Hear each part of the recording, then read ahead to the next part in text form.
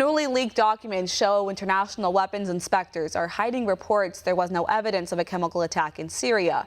And as One America's Pearson explains, this isn't the first time officials have tried to cover up these reports. 2019 has been a bad year for the Organization for the Prohibition of Chemical Weapons, or the OPCW, with multiple leaks exposing the UN-backed agency's involvement in a massive cover-up. A newly leaked document now reveals that international weapons inspectors have been trying to hide reports that no chemical weapons were used in 2018's alleged attack on Douma, Syria. According to recent documents from WikiLeaks, at least 20 officials from the OPCW said they had serious concerns that reports from Syria were being suppressed. Moreover, the emails show that senior leadership at the OPCW ordered the destruction of all reports indicating a false flag attempt in Douma. The WikiLeaks report revealed emails from the chief of cabinet at the OPCW who demanded that all traces of a dissenting engineering assessment be permanently erased. That document is a technical report from Inspector Ian Henderson, who investigated claims the Syrian government used chemical weapons to attack civilians in the suburbs of Damascus in April of 2018. However, since the city was occupied by terrorist forces, many, including residents interviewed by One American News, claim the attack was a terrorist diversion to provoke Western nations to bomb Syrian forces, which is exactly what ended up happening.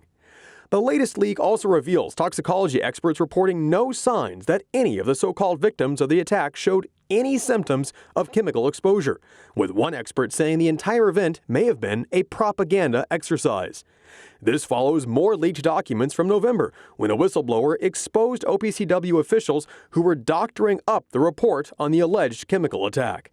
Emails show leaders of the agency deliberately falsified a report to make it appear as though the Syrian government was responsible for last year's alleged attack in Douma. The whistleblower, an inspector at the OPCW, says his superiors seriously modified his report, erasing any facts that didn't blame the Syrian government.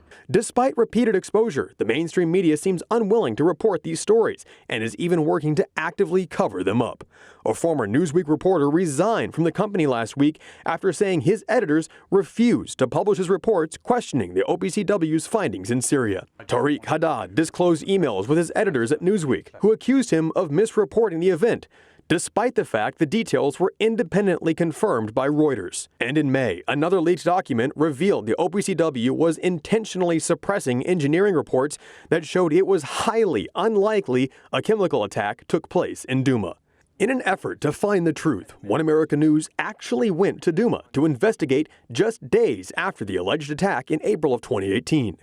After visiting the alleged site in Douma, and after interviewing dozens of residents from the neighborhood, as well as visiting the hospital where the videos from the White Helmets were filmed, and speaking with doctors and nurses present on the day in question, we could find no evidence of any attack. Pearson Sharp, One American News. Want to see more videos like this? Click on the link below and subscribe to One American News on YouTube, and call your cable provider and kindly demand that One American News is added to your lineup. Call and subscribe today.